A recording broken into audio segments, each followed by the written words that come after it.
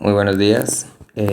Vamos a iniciar con la explicación de este tema que sería ya el penúltimo que vamos a ver este año, que sería la consolidación del Estado costarricense y las reformas liberales. Este tema se encuentra desde la página 254 hasta la página 275 del libro. Para empezar, tenemos aquí en la imagen de portada la bandera nacional, ¿verdad? Porque ya vamos a empezar el periodo en que Costa Rica se declara como república y adquiere esta bandera, ¿verdad? Que es la que actualmente tenemos. Y también el Teatro Nacional, que es símbolo nacional también, ya declarado hace un tiempo atrás, ¿verdad? Muy cercano, hace 2 o 1 año, como símbolo nacional y que también representa esta época que vamos a estudiar, ¿verdad? Que sería la época liberal, ¿verdad? De Costa Rica como república y que también pues es un símbolo que representa esa cultura costarricense que se motivó en los países europeos a partir de su economía, ¿ok? Pero vamos a ver este tema de las reformas liberales y la consolidación del Estado costarricense. Ok, la declaración de la República de Costa Rica. En el tema anterior habíamos llegado hasta el momento en que Costa Rica se separa definitivamente de la Federación Centroamericana y habíamos dicho, ¿verdad?, que en ese momento Costa Rica seguía siendo un estado, ¿verdad? Es decir, no era todavía declarada como una república como tal y que Braulio Carrillo era el que había hecho en 1838 esa separación y declaración del Estado Libre de Costa Rica, ¿verdad? En 1848, es decir, 10 años después de que Braulio Carrillo nos separa de la Federación Centroamericana, el presidente José María Castro Madriz convocó a una Asamblea Nacional Constituyente, es decir, para hacer una nueva constitución, y el 31 de agosto, un día después de ese mismo año, se declaró a Costa Rica como República Libre, Soberana e Independiente. Ok, ¿qué es lo que significa esto? Bueno, Costa Rica era libre e independiente, pero no soberana. Un estado siempre tiene la posibilidad de unirse a otro estado, ¿ok? Por ejemplo, pensemos en Estados Unidos. De hecho, de ahí viene el nombre, ¿verdad? Es una suma de estados. Los estados no son soberanos totalmente, ¿ok? Una república sí es soberana, ¿verdad? Entonces, Costa Rica, para dejar claro al mundo que eliminaba definitivamente cualquier opción o posibilidad de unirse a otro estado, se declara como república, ¿verdad? De ahí la importancia de esa declaración, ¿ok? Ahora también el doctor, luego de que se firma la independencia, ¿verdad? Se reafirma la independencia el 30 de noviembre, en donde la Asamblea emitió la Constitución Política de 1848. Vean que aquí, hasta este momento, se reafirma esa independencia. Es decir, ya podemos decir a partir de esta fecha que Costa Rica es totalmente independiente de cualquier otro país o estado. Así, el doctor José María Castro Madriz se convirtió en el último jefe de Estado, ¿ok? Y en el primer presidente. Jefe de Estado se le llama a aquellos gobernantes, ya lo habíamos dicho, ¿verdad? Que dirigían al Estado de Costa Rica, ¿ok? Y se le va a llamar presidente a partir de este momento a los gobernantes que van a dirigir a la República de Costa Rica, ¿ok? ¿Qué motivó la declaración de la República? Bueno, primero los resultados negativos que obtuvo Costa Rica en la Federación. En ello influyó la lejanía que tenía de Guatemala, ¿verdad? Y el poco peso del país en las decisiones de la Federación. Dos, la influencia que ejercieron los sectores comerciantes y cafetaleros costarricenses. Ellos sentían la necesidad de fortalecer su posición política y comercial, la cual se lograría con la declaración de la República. La madurez política que alcanzaron los líderes del país, ¿verdad? Recuerden que al inicio habíamos hablado de que Costa Rica en la independencia no era un país maduro y que por eso buscaba cómo unirse a otras naciones. Bueno, aquí ya no, ¿verdad? Aquí ya no es necesario porque ya Costa Rica aprendió cómo se debe gobernar y ya se siente madura para tener una vida independiente totalmente. 4. La inestabilidad de las naciones centroamericanas que podía provocar mayores problemas en el área, ¿verdad? Y Costa Rica, para alejarse totalmente de esas problemáticas de los otros países centroamericanos, decide separarse totalmente con la declaración de la República. El 29 de septiembre de 1848 también, con el nacimiento de esta nueva república, se decretaron el escudo y las banderas nacionales. que es el que ustedes tienen aquí a la par, ¿verdad? En la imagen. Se establece esta bandera, ¿verdad? La actual, la blanco, azul y rojo con estos colores, que es inspirada en la bandera de Francia. Recuerden que la responsable de su elaboración fue la esposa del doctor José María Castro Madrid, doña Pacífica Fernández, y ella se inspiró en Francia. ¿Por qué en Francia? Bueno, por los ideales que tenía.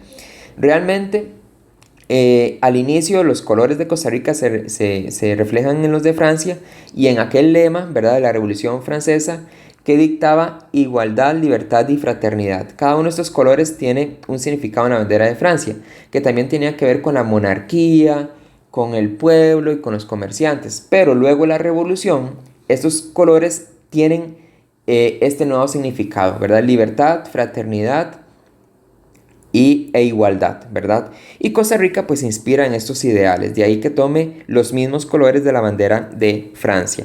Y esto es importante para el final del tema, ¿verdad? Costa Rica a partir de este momento empieza a inspirarse o trata de copiar patrones europeos, ¿verdad? De todo tipo, político, económico y también culturales. Y el escudo, bueno, es el que ustedes tienen ahí, ¿verdad? Se le conoció como el escudo de armas, así se le conoció. Ok.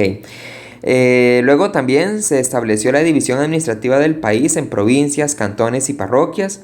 La declaratoria de Costa Rica como república evidenció la autonomía que había alcanzado el país para su desarrollo económico, social y político. Las bases del Estado y la nacionalidad costarricense se deben al cultivo del café como producto en la exportación y un sistema republicano de gobierno y el apoyo que se le dio luego a la educación, que ya ahorita vamos a ver también la importancia que tuvo la educación en el país y la sigue teniendo. Ok, ahora recuerden que habíamos visto que un estado, para que realmente se considere como tal, debía tener tres elementos, ¿verdad? Una población, que bueno, ya Costa Rica la tenía, un gobierno propio, que definitivamente con la declaración de la República se logra, ¿verdad? Totalmente. Y luego también vamos a tener, o era necesario tener, un territorio bien demarcado. Costa Rica pues no lo tenía, ¿verdad? Y ahí lo importante de establecer los límites. El límite norte va a ser un límite que se va a establecer bastante temprano, como ya ahorita lo vamos a ver, pero el límite sur va a ser un límite que se va a establecer casi 100 años después de lo que estamos estudiando en este momento, ¿verdad? Entonces dice Costa Rica y Nicaragua. ¿Qué pasó con el límite de Costa Rica y Nicaragua? Bueno, los conflictos empezaron con la anexión de Nicoya en 1824 a Costa Rica. Debido a los constantes reclamos de Nicaragua, los nicoyanos debieron ratificar 5 veces su decisión.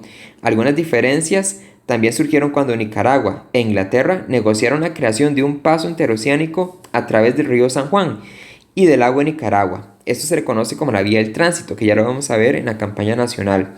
En dichas pláticas, Costa Rica no fue tomado en cuenta, ¿verdad? Entonces eso fue un problema también que tuvo Costa Rica en ese límite.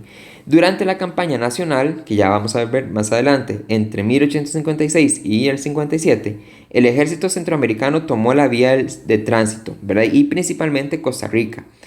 Costa Rica siguió vigilando el río San Juan. Debido a esto, los nicaragüenses expresaron su descontento debido al temor de que Costa Rica se apoderara de una parte de su territorio. Estas disputas terminaron el 15 de abril de 1858, cuando José María Cañas por Costa Rica y Máximo Jerez por Nicaragua firmaron el Tratado de Límites Cañas-Jerez, el cual establece derechos de navegación en el río San Juan por parte de Costa Rica. Y ustedes tienen el mapa, ¿verdad?, de ese límite, los puntos más importantes, en la página 255. Aquí nada más hay que dejar algo claro, ¿verdad? El río San Juan pertenece a Nicaragua, ¿verdad? Todo lo que es agua del río San Juan pertenece a Nicaragua, pero la ribera sur, ¿verdad?, ya es territorio costarricense. Ahora, a pesar de que el río San Juan, perdón, es de Nicaragua, Costa Rica tiene derecho de navegación sobre el río, ¿ok? Siempre y cuando, ¿verdad?, no sea con armas, ¿verdad? Ahí sí eso está prohibido. Pero sí, ¿verdad?, tiene la obligación de vigilar, pues obviamente que no se cometan actos delictivos en el río también, ¿verdad? Es decir, lo que quiero que quede claro es que el río San Juan es totalmente de Nicaragua, pero Costa Rica tiene derecho a la libre navegación en él. Ahora, ¿qué pasó en el límite sur? Como les dije anteriormente, fue un límite establecido muy tarde, ¿verdad? Y eso ustedes lo tienen en la página 256. Sin embargo, como estamos viendo los límites, lo vamos a ver de una vez, a pesar de que pasó casi 100 años después. En este momento, ¿verdad? Que estamos hablando, Costa Rica limitaba con Nueva Granada, es decir, en ese momento también se le conocía como la Gran Colombia. Panamá no era independiente, Panamá pertenecía a Colombia, ¿verdad? Entonces, las disputas que Costa Rica tuvo en el sur no fueron contra Panamá, sino que fueron contra Colombia. Entonces dice, las disputas se iniciaron en 1836. En ese tiempo, Nueva Granada se apoderó, o la Gran Colombia, se apoderó del territorio de Bocas del Toro y de la Bahía Almirante, que nos pertenecían. Las protestas del gobierno costarricense no tuvieron ningún efecto y nuestra fuerza militar no podía competir contra la de Nueva Granada o Colombia. En 1888, Nueva Granada se apoderó de otro territorio costarricense llamado Cocales en Burica.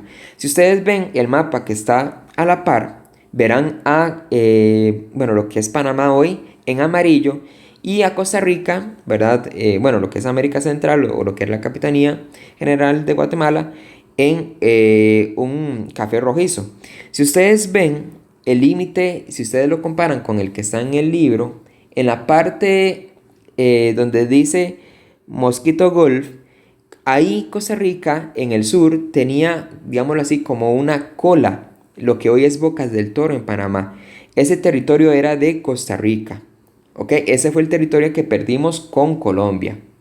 Entonces ahí, ese es el conflicto que tuvimos, ¿verdad? Perdimos ese territorio y también perdimos la mitad de Punta Urica, que ustedes lo pueden ver en el libro, el punto 4, ¿verdad? En el mapa. Vean que está dividido como a la mitad. Bueno, toda esa Punta Urica era de Costa Rica. Sin embargo, pues perdimos la mitad. ¿Ok? Las negociaciones para establecer el límite continuaron mucho tiempo, luego de que Panamá se separara de Colombia en 1903. El 1 de mayo de 1941, Alberto Echandi Montero por parte de Costa Rica y Ezequiel Fernández Jaén por Panamá firmaron el Tratado de Límites Echandi Montero Fernández Jaén. Entonces vean que fue firmado apenas en 1941, es decir, casi 100 años después de la época que estamos estudiando en este tema. Ahora, una vez establecido o trabajando en los límites, vamos a tener la consolidación del gobierno. Y esa consolidación del gobierno, ¿verdad? De los poderes del Estado se va a ver más que todo con este personaje que ustedes tienen acá. Él fue el presidente Juan Rafael Mora Porras, ¿verdad? Y aquí también algo muy importante.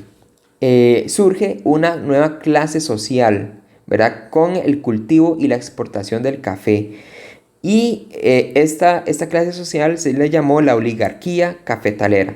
La oligarquía cafetalera tenía el poder político y económico del país. Y Juan Rafael Mora Porras era uno de estos grandes oligarcas en aquella época. ¿Okay? Dice, estamos en la página 258 por si quieren ubicarse ahí. Dice, a finales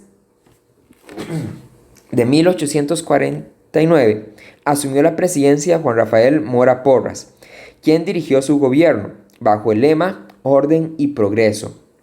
Orden en lo político, progreso en lo económico, ¿verdad? Es un lema también de la ideología liberal que ya vamos a ver. Con el fin de mantener la estabilidad política, desarrollar el Estado, impulsar la actividad cafetalera y alcanzar el progreso material. Entre las primeras medidas adoptadas por Mora Porras se encuentran las siguientes. Se estableció un segundo cuartel en San José en abril de 1850 y trasladó la mayoría de armas y artillerías a este sitio.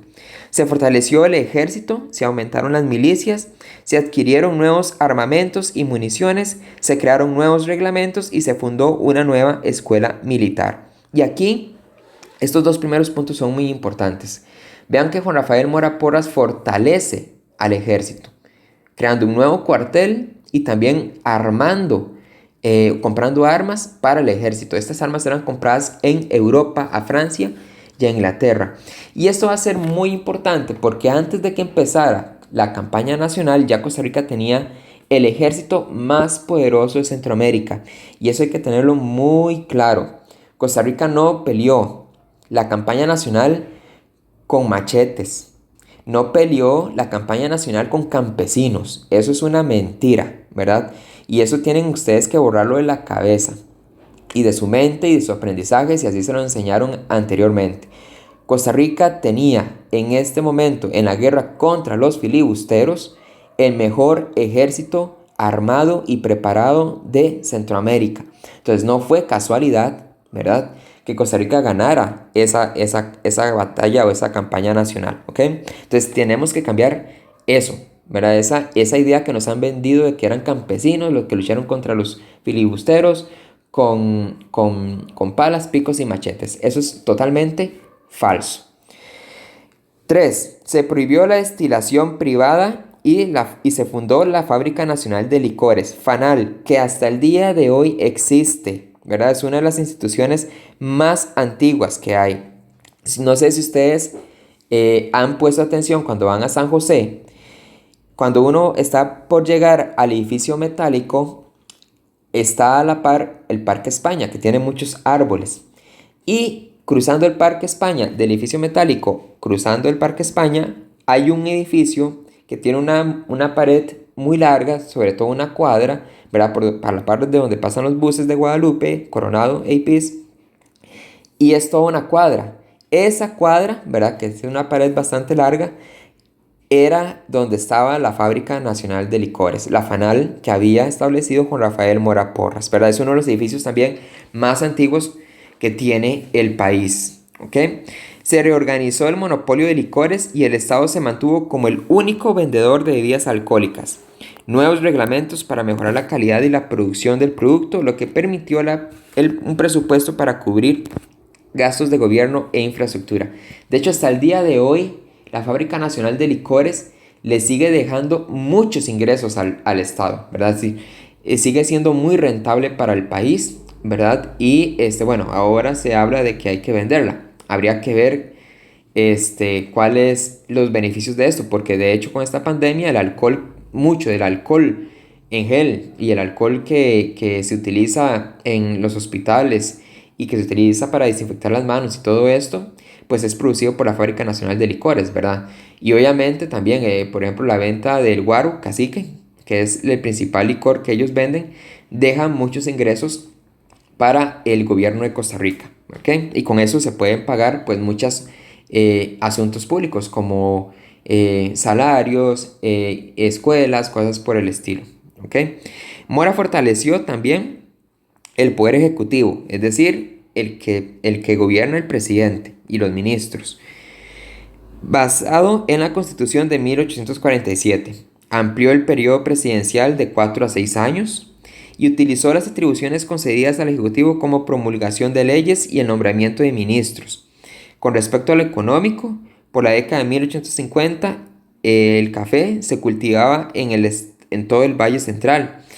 Este era un cultivo destacado en frentes de colonización como los de Reventazón y Turrialba y en la zona de Sarchí y San Ramón, en donde coexistió con la ganadería y la agricultura.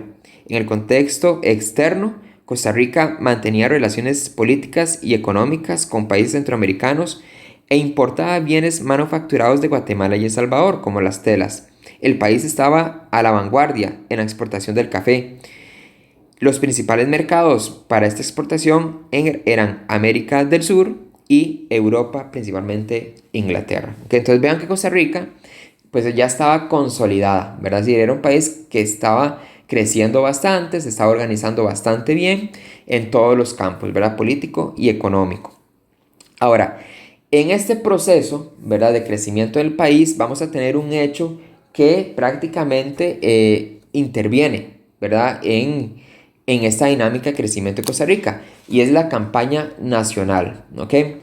Eso ustedes lo tienen más o menos, ¿verdad?, desde la página 260, que se habla de la guerra civil en Nicaragua, en adelante, ¿verdad?, hasta la página 267. Sin embargo, a mí me interesa estudiar bastante rápido este tema porque ya es bastante conocido por ustedes y dejar solamente algunas cuestiones claritas, ¿ok?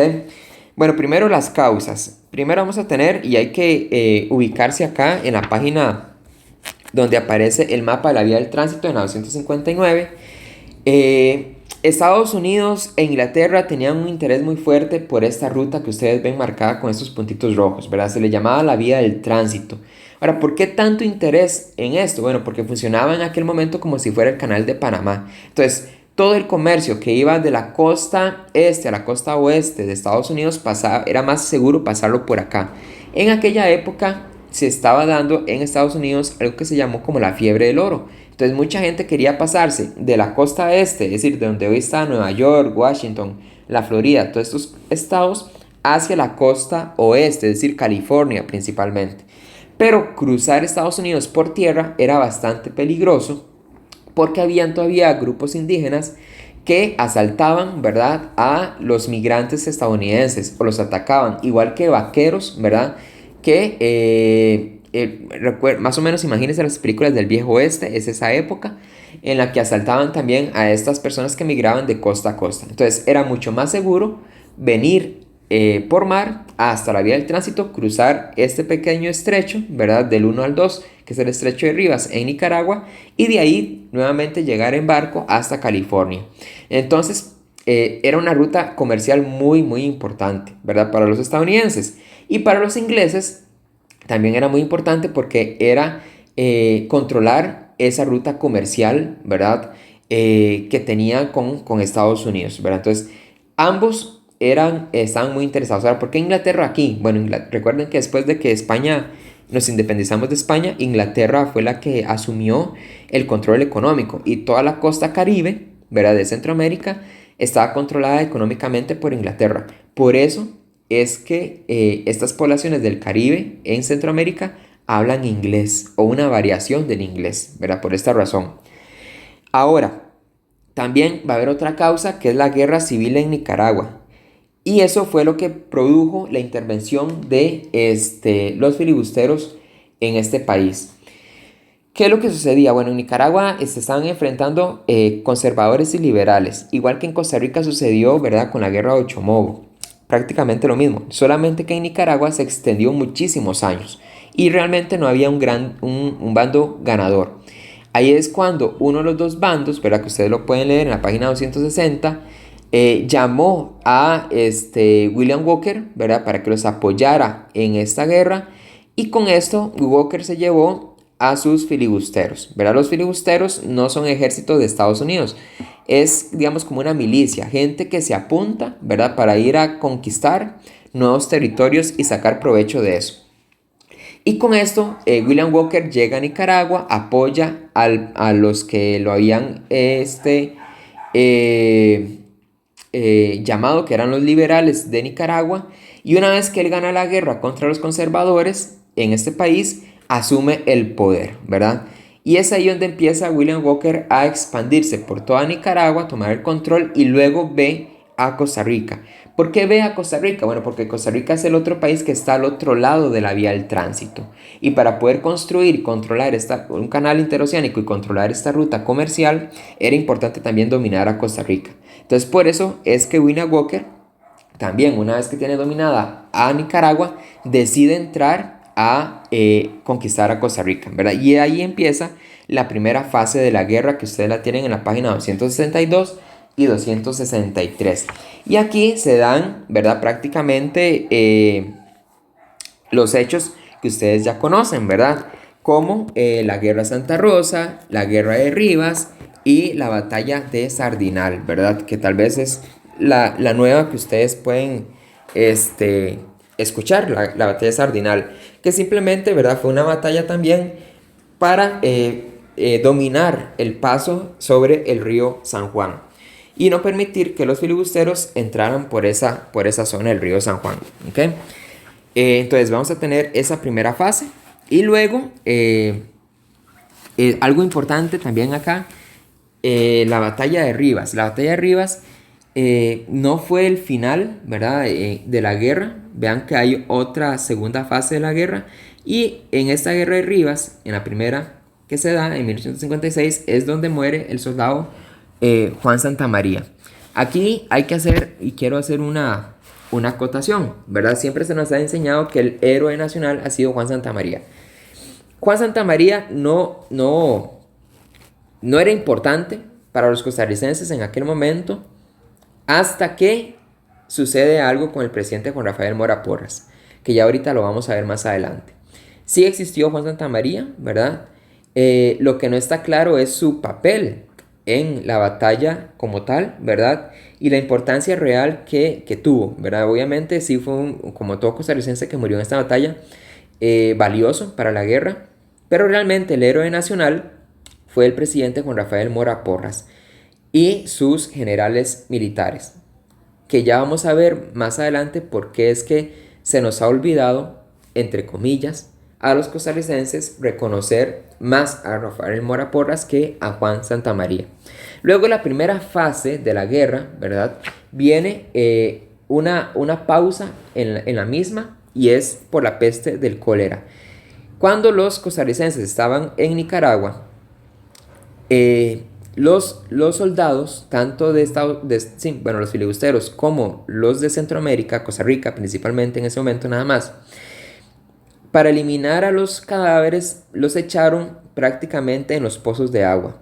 Y eso produjo la contaminación del agua que tomaban los soldados y provocó la peste del cólera, matando a mucha población de los soldados. Y luego también en Costa Rica vamos a tener un fuerte impacto de la peste del cólera en la población como tal, ¿okay? Prácticamente se murió el 10% de la población en Costa Rica, que eso para aquella época era muchísima gente, ¿verdad? Muchísima gente, porque no éramos muchos, éramos como 60,000 personas nada más o menos. Fue un golpe muy, muy fuerte para la población de Costa Rica. Más o menos fue una situación como la que estamos viviendo actualmente con la pandemia, pero mucho peor, porque en aquel momento porcentualmente se murió mucho más gente en Costa Rica. Una vez que pasa la pandemia del cólera, Costa Rica vuelve, ¿verdad?, a tratar de eliminar totalmente a los filibusteros de Nicaragua. Y es ahí donde empieza la segunda fase, que ustedes la tienen en la página 264 y 265. En esta segunda fase, Costa Rica va a tener el apoyo de los otros países centroamericanos. ¿Okay? Se le unen a Costa Rica y juntos luchan contra los filibusteros. Eso sí, todos los ejércitos centroamericanos estaban encabezados por los generales militares de Costa Rica, que fueron los que ganaron la primera fase de la guerra. Logran ganar esta guerra, ¿verdad? Y hay un combate que es importante, que es el combate de la Trinidad, en la cual se toma toda la vía del tránsito y se le cortan los suministros a los filibusteros, ¿verdad? En la página 265 aparece el final, ¿verdad?, de esta guerra. Dice en los últimos dos párrafos: en febrero de 1857 había llegado a San Juan del Sur el navío St. Mary, capitaneado por Charles Davis. Este estadounidense solicitó permiso para hablar con Walker, a fin de que se entregara en la ciudad de Rivas y se rindiera. El 1 de mayo de 1857 Walker se rindió y, según lo pactado con Davis, este lo llevó de forma segura fuera del territorio nicaragüense hacia Panamá. Walker intentó invadir de nuevo Nicaragua a finales de 1857 y otra en 1860. En esta última ocasión llegó al puerto Trujillo, en Honduras, y el gobierno de ese país solicitó ayuda a las fuerzas militares inglesas para capturarlo y enjuiciarlo. El 2 de septiembre de 1860, Walker murió fusilado en el puerto de Trujillo, en Honduras. ¿Okay? Ahora, ¿qué pasó o qué repercusiones tuvo la campaña nacional? Bueno, esta que tenemos acá mencionadas. Se incrementó el déficit fiscal por la disminución de las importaciones, ¿verdad? Al morir tanta gente en Costa Rica, la producción de café se vino abajo, entonces no tuvimos ingresos, ¿verdad?, económicos para el Estado. Ese es el déficit fiscal. Las mujeres, además de labores domésticas, tuvieron que asumir el trabajo de las fincas y trabajos en los talleres. La niñez brindó su aporte en la recolección del café y en las comunidades indígenas contribuyeron de víveres para abastecimiento de las tropas costarricenses. El descenso de la población se vio más afectado por las bajas del cólera que por las bajas de la guerra y provocó la carencia de personas trabajando y el aumento de salarios y la concentración de tierras debido al retraso de la adquisición y producción en los espacios agrícolas. Y se considera como una guerra de independencia, ¿verdad? Evidentemente, porque no tuvimos ninguna nosotros hasta este momento contra un país extranjero. Y a partir de ese momento inicia el proceso de creación de una identidad nacional. Es la primera vez que los costarricenses nos sentimos como costarricenses. Recuerden que antes éramos localistas por San José, Cartago, Heredia, Alajuela. Bueno, a partir de la campaña nacional hay una unión, realmente todos los pobladores de este país, y empieza a surgir la identidad nacional como tal. ¿Okay? Ahora, una vez que termina la campaña nacional, empiezan las luchas por el poder entre los cafetaleros, ¿verdad? Y aquí está el papel que van a jugar otros cafetaleros contra Juan Rafael Mora Porras. Dice, luego de la campaña nacional, la élite, es decir, los gobernantes cafetaleros, la oligarquía cafetalera, recurrió al ejército para controlar el poder político. En 1859, los opositores de Mora Porras, Juan Rafael Mora Porras, que fue el presidente que nos hizo ganar la campaña nacional, negociaron con los comandantes Máximo Blanco Rodríguez y Lorenzo Salazar Alvarado un golpe de estado para acabar con sus ambiciones de poder y lo fusilaron en Punta Arenas el 30 de septiembre de 1860, mientras regresaba al país a retomar el poder. Es decir, le dieron un golpe de estado a Juan Rafael Mora Porras, los otros oligarcas lo exiliaron a El Salvador. Luego Juan Rafael Mora Porras quiso regresar al país para retomar el poder, pero fue atrapado en Punta Arenas y ahí lo fusilaron. A partir de este momento, y eso es lo importante de lo que les estaba diciendo anteriormente, se trata por medio de la educación de eliminar de la memoria de los costarricenses quién fue Juan Rafael Mora Porras. ¿Por qué? Porque habían matado al héroe nacional y no podían permitir que la población se pusiera en contra de los nuevos gobernantes cafetaleros por haber matado al héroe nacional de la campaña. ¿Qué hicieron? Entonces empezaron a decir que Mora Porras se había aprovechado del poder, que había hecho que Costa Rica cayera en la crisis económica que había caído, ¿verdad? Por haberse metido en la guerra, cosas por el estilo, que se había enriquecido a partir de la guerra, cosas así, e hicieron y lograron que los costarricenses olvidáramos que Juan Rafael Mora Porras era nuestro héroe nacional. A partir de ese momento, entonces, estos nuevos cafetaleros que estaban en contra de Juan Rafael Mora Porras, que eran sus enemigos, se buscan entre los soldados a un personaje que pueda tomar el lugar de héroe. Y es ahí donde se encuentran a este personaje, que era un soldado menor, a Juan Santamaría. Y ponen a Juan Santamaría en lugar de Juan Rafael Mora Porras. Es así como surge Juan Santamaría, ¿verdad? No fue reconocido como héroe desde un inicio, no.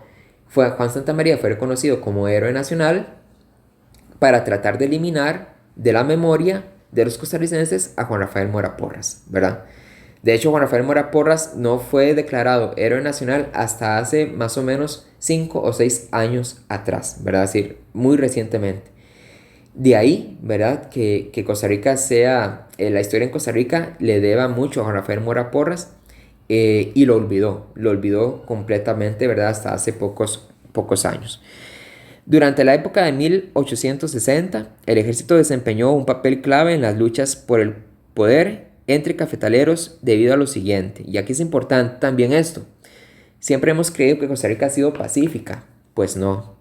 Sí, Costa Rica siempre tuvo ejército y dio un ejército bastante poderoso por muchos años. Se eliminó hasta 1948, es decir, hace poco, en el siglo pasado, ¿verdad? Pero antes de eso, toda la historia de Costa Rica estuvo permeada, digámoslo así, por la presencia militar. ¿Qué hizo el ejército? Bueno, dirigió los golpes de estado que se convirtieron en la forma más frecuente de cambio de gobierno. Se convirtió en un árbitro de resolución de conflictos dentro de la élite cafetalera, y eso, digámoslo entre comillas, porque ahí era no un árbitro pacífico, sino un árbitro violento, es decir, le decía al oligarca que no estaba de acuerdo con ellos, o hace caso a lo que dice el ejército, o le da un golpe de estado, ¿verdad? Recurrió a la amenaza en el uso de la fuerza contra los presidentes, lo que les estaba diciendo, para que aceptaran las condiciones impuestas por el Congreso o los grupos más influyentes. ¿Ok? Entonces vean lo importante de esto, del ejército en Costa Rica en esa época. En 1859 se nombró a José María Montealegre, una vez que le dieron golpe de estado con Rafael Mora Porras, para que ejerciera la presidencia provisional. Ese año se adoptó una nueva constitución política y en ella se reducía a 3 años el periodo de gobierno. Juan Mora Porras lo había subido a 6, ellos lo bajaron a 3.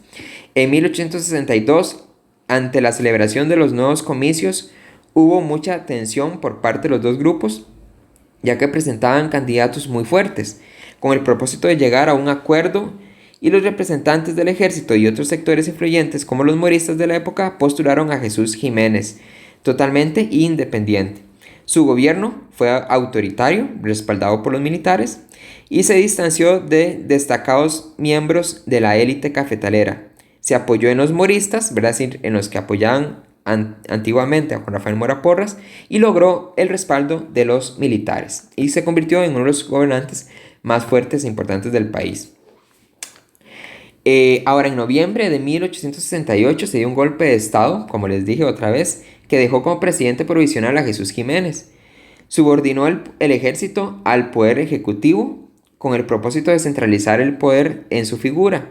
Para ello, puso bajo autoridad del Ministerio de Guerra a las tropas, los cuarteles y la comandancia general. En 1869 se exigió la renuncia de los generales Blanco y Salazar, que habían sido los que habían dado el golpe de estado contra Juan Rafael Mora Porras, y con esto terminó la influencia del ejército. En mayo de 1869, sin embargo, se dieron las elecciones y quedó Jiménez de nuevo, pero debido a su autoritarismo y abusos de poder, el ejército le dio un golpe de estado dirigido por Tomás Guardia. Y aquí esto es importante, esto es en 1870, ¿verdad? 1870 es un año importante porque con Tomás Guardia en el poder empieza un nuevo capítulo en la historia de Costa Rica. Ya Costa Rica está consolidada, pero ahora empieza lo que se le conoce como el Estado liberal, y se tienen que aprender eso. En los años de 1870 y 1871, con Tomás Guardia, empieza el Estado liberal en Costa Rica. ¿Ok? ¿Y qué era ese Estado liberal? Es lo que sigue a continuación. Dice, estas ideas, es decir, las liberales, introducidas a Costa Rica en el siglo XIX por los hijos cafetaleros que estudiaron en Europa, pretendían transformar la estructura establecida por la oligarquía, que presentaba desorganización aún. Los límites entre los asuntos públicos y privados no estaban bien definidos entre grandes familias cafetaleras.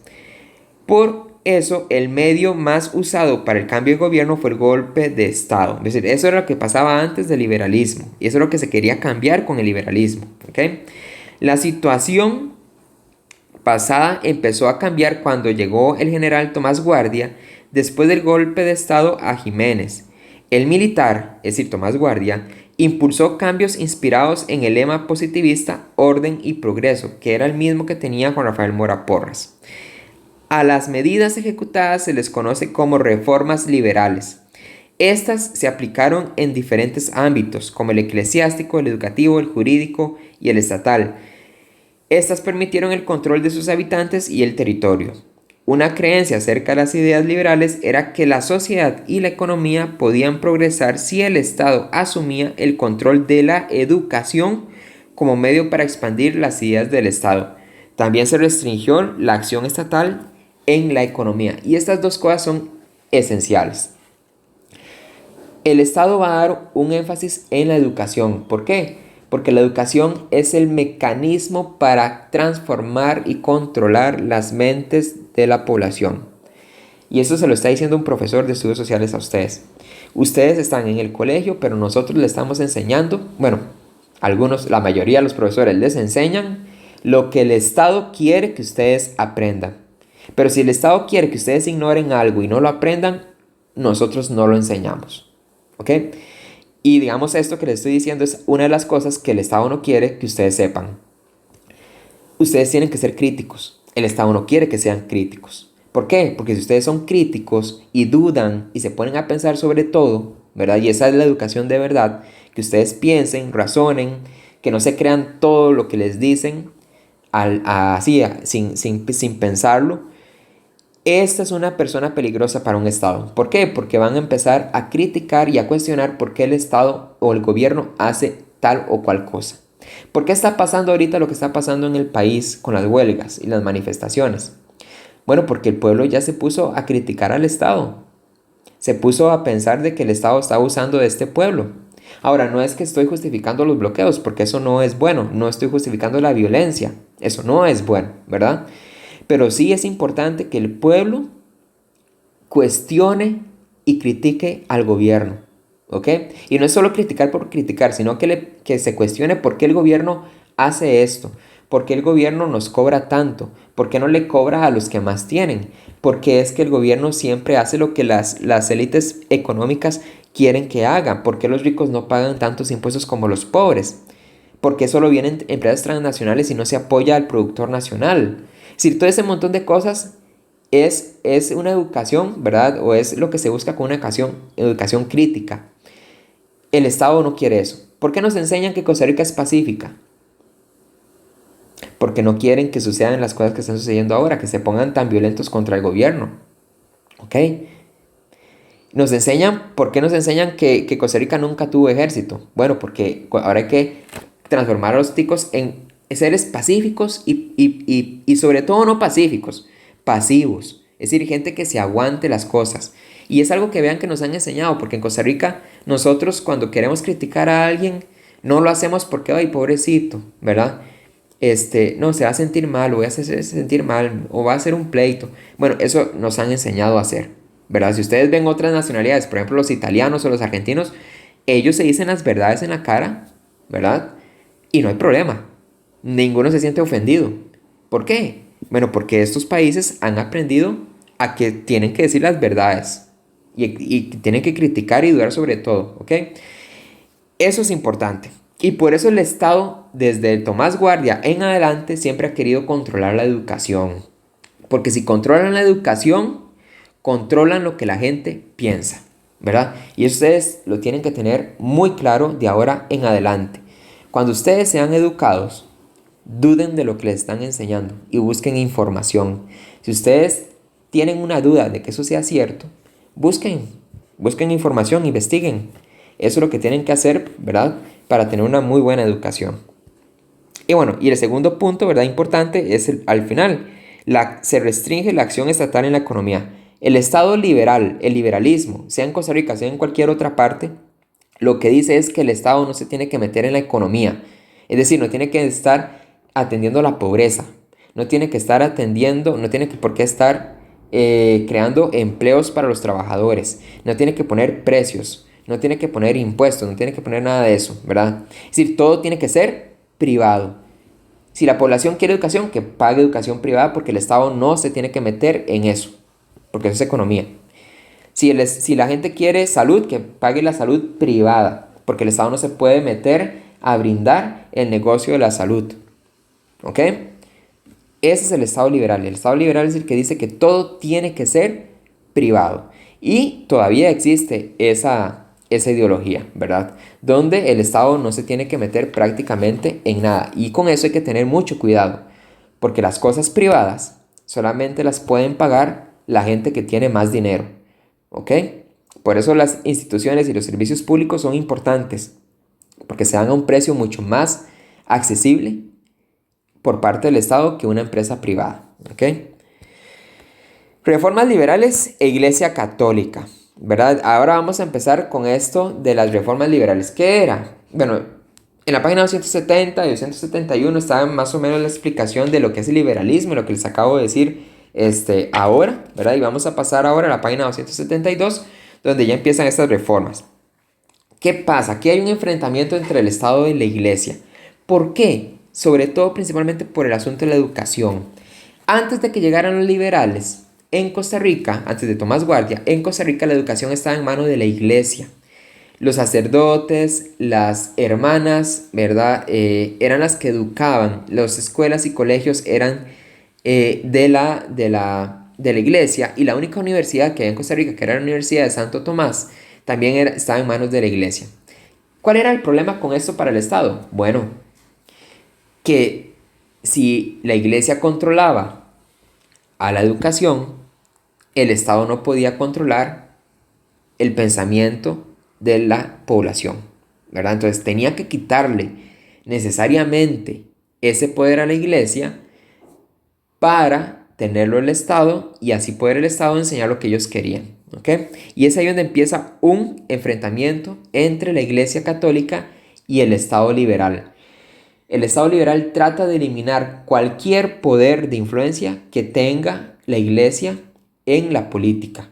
Y es aquí donde se da la separación de iglesia y Estado. Costa Rica se separa, el Estado de Costa Rica se separa totalmente de la iglesia. Y le dice a la iglesia, usted no puede intervenir en asuntos políticos o económicos del Estado de Costa Rica. Y para lograr esto, vamos a tener varias reformas en ese sentido, ¿verdad? Que las va a realizar el presidente Próspero Fernández en 1884. Se da la secularización de los cementerios. Estos fueron puestos bajo el control de las gobernaciones provinciales. Es decir, ya los cementerios no eran de la iglesia, sino que era parte del Estado. Y así se permitió que los que no fueran católicos fueran enterrados en esos cementerios. Se prohibió la colecta de limosnas para el culto católico sin autorización del Estado, porque eso era apoyar económicamente a la iglesia y el Estado no quería apoyar económicamente a la iglesia. Se eliminó la enseñanza religiosa en los centros educativos administrados por el Estado, o bien se efectuó una laicización de la enseñanza. ¿Qué quiere decir eso? Que la educación pasó a manos del Estado, si no se enseñaba absolutamente nada que tuviera que ver con religión. Y la iglesia reaccionó de tal manera que mediante la prensa y el periódico hicieron campaña contra la educación. Aquí también es importante que los colegios como el de nosotros, como el Madre del Divino Pastor, por ejemplo, en aquella época, se le quitaron a las órdenes religiosas y a la iglesia y pasaron a manos del Estado, ¿verdad? Y eso también fue, pues, un choque importante para la iglesia. Se le prohibió las publicaciones, ¿verdad? En la prensa escrita, en los periódicos, y tenía que tener la autorización del Estado, ¿verdad? Eso ustedes lo pueden leer con más detenimiento, ¿verdad? En la página 272, donde aparece también, por ejemplo, el obispo que tuvo que enfrentarse contra estas reformas liberales, que fue el obispo Bernardo Augusto Thiel, ¿verdad? Que ustedes tienen ahí en la foto, y que fue pues también exiliado de Costa Rica, ¿verdad? Para que no hablara en contra del gobierno de Próspero Fernández y Bernardo Soto también. Ahora, algo muy, muy importante es la reforma educativa en esta época. Como les dije, la educación era algo central para el gobierno y por lo tanto tenía que reformar totalmente el sistema educativo. Dice, el Estado quería tener un control y organización absoluto, ya que proponían que la enseñanza debía extenderse a las mayorías para formar personas cultas capaces de participar políticamente en el país. Durante el gobierno de Bernardo Soto, su secretario de Instrucción Pública, Mauro Fernández, que era como el ministro de Educación en aquella época, realizó una reforma educativa para integrar el sistema educativo desde la educación preescolar hasta la universitaria. Esta reforma se aprobó mediante dos normativas, la Ley Fundamental de Instrucción Pública y la Ley General de Educación Común. Por medio de la reforma educativa, el Estado asumió la dirección y el control de la educación y ejecutó las siguientes medidas. Separó la educación secundaria de la superior, concibiéndola como una continuación de la educación primaria, si le estamos hablando de la etapa de colegio, ¿verdad? Elaboró planes, programas de estudio, reglamentos y sustituyó los cursos de religión por cursos de moral y cívica. Seleccionó los libros de texto y administró la enseñanza mediante gobernadores, jefes políticos, municipalidades y juntas de educación. Fundó 4 centros de enseñanza secundaria enfocados en materias científicas y técnicas, como el Liceo de Heredia, el Liceo de Costa Rica, el Colegio Superior de Señoritas y el Instituto de Alajuela. Creó otras entidades para fortalecer e impulsar la educación y la identidad costarricense, como el Archivo Nacional, el Museo Nacional y la Biblioteca Nacional. Cerró la Universidad de Santo Tomás con el fin de reorganizarla y limitar la influencia religiosa. Sin embargo, este plan no se concluyó y el país permaneció sin universidad por muchos años y limitó la creación de colegios católicos, ¿verdad? Estas fueron las reformas educativas. Vean que todo estaba en el sentido de que el gobierno controlara totalmente la educación con centros de educación públicos pertenecientes al Estado, ¿verdad? Totalmente hechos para el Estado y también que sirvieran como un medio para que la población aprendiera la ideología liberal, la ideología que quería el Estado, y también sirvió muchísimo para ir creando una identidad nacional en el país. Se le enseñó a partir de la educación a los costarricenses cómo debía ser un costarricense, ¿verdad? Estas medidas buscaban que la educación adquiriera una concepción laica, es decir, sin nada religioso, la cual posibilitaba el acceso a la verdad por medio de la razón y no por planteamientos religiosos. Es decir, como ya hemos visto anteriormente, se trató de meter también en la educación las ideas de la Ilustración. Recuerden que Costa Rica a partir de la Declaración de la República se inspiraba en los países europeos y los quería copiar en todo. Entre ellos, ¿verdad? La educación. También va a haber una reforma jurídica. Dice, esta inició, está en la página 274, ¿verdad? Dice, inició con la promulgación de la Constitución de 1871. Esta Constitución va a ser muy importante, que es esta que ustedes tienen aquí a la par, ¿verdad? Abajo dice 1889, pero eso es una reimpresión. Debajo de Costa Rica ustedes pueden leer 7 de diciembre de 1871. En ella se incorporan principios de liberalismo como la libertad de culto. El sistema jurídico buscaba la supremacía de la ley por encima de las valoraciones religiosas y por medio de estas normativas del Estado procuró unificar el sistema jurídico nacional. Se aplicaron las siguientes medidas. La Constitución del 71 se declaró a Costa Rica como una república libre e independiente. Se estableció la división de poderes en ejecutivo, judicial y legislativo. Se promulgaron derechos iguales como igualdad ante la ley, libertad de tránsito, derecho de reunión pacífica, inviolabilidad del domicilio y la correspondencia, derecho de palabra e imprenta, derecho a la propiedad, además de la obligación y la gratuidad de la educación, que eso es muy importante también. ¿Por qué tenía que ser gratis? Bueno, para que la ideología del Estado le llegara a todos los niños del país. 2. El Código Civil se promulgó con el fin de registrar el estado civil de los habitantes. Se incluyeron el matrimonio civil y el divorcio, que eso es muy importante porque también es un golpe a la iglesia. La iglesia jamás va a reconocer, ¿verdad?, un matrimonio, digamos, para la iglesia es válido el matrimonio religioso y nunca el divorcio. Pero para el Estado existe el matrimonio civil y existe el divorcio. Entonces fue un golpe también para la iglesia. El matrimonio se definió como una relación civil. Este vínculo podía ser disuelto por medio del divorcio. La ley, ahora, esto es importante, ¿verdad? Hago la aclaración. El matrimonio religioso sigue vigente y es igual válido, ¿verdad? Y para la iglesia siempre el matrimonio va a ser una unión que no se puede separar, ¿verdad? Pero el Estado lo ve de otra manera. Luego, 3. Ley reguladores de instituciones. Se aprobaron con este fin las siguientes normas: el Código de Procedimientos Civiles, la Ley de Juicio Ejecutivo, la Ley Orgánica del Ministerio Público, Ley de Tribunales, Ley de Registro Civil y Ley de Notariado. Esto, en resumen, ¿qué es? Bueno, todas las leyes y normas para realizar un proceso judicial, juicios justos y apegados a la ley.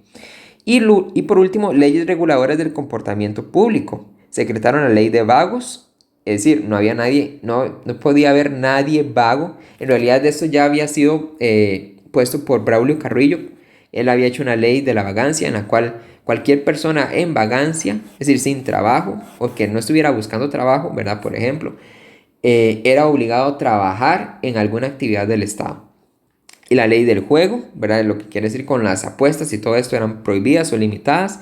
Asimismo, se aprobó el reglamento de la Policía de Seguridad, Salubridad y Ornato de San José. Y reformas en la administración pública. Con el objetivo de facilitar la labor gubernamental, se llevaron a cabo las siguientes reformas en la administración pública. Se crearon nuevas instituciones estatales, como el registro civil, ¿verdad?, que lleva toda la información de los costarricenses, ¿verdad? Dice, con esta entidad el gobierno podía contar los registros sobre el crecimiento de la población y solucionar aspectos como la educación y salud. Se crearon más secretarías de Estado como la instrucción pública, que tiene que ver con la educación, La de Fomento también.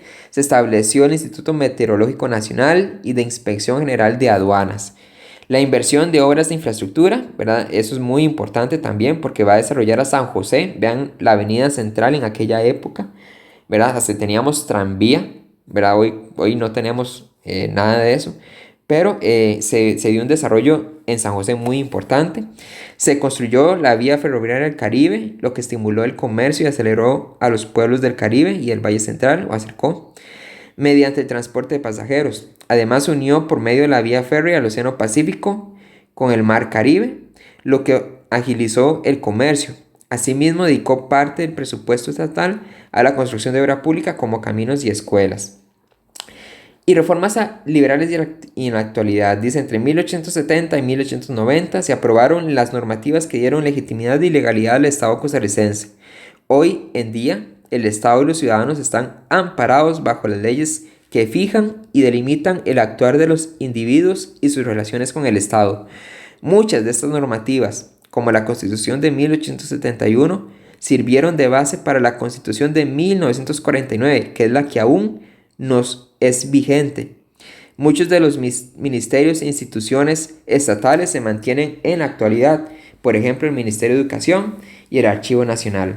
¿Y con qué se termina entonces? Bueno, que esta época del Estado liberal realmente consolida al gobierno, al Estado de Costa Rica. Y muchísimo de lo que se creó en aquella época aún todavía existe y nos sigue ayudando en la organización del país, del gobierno.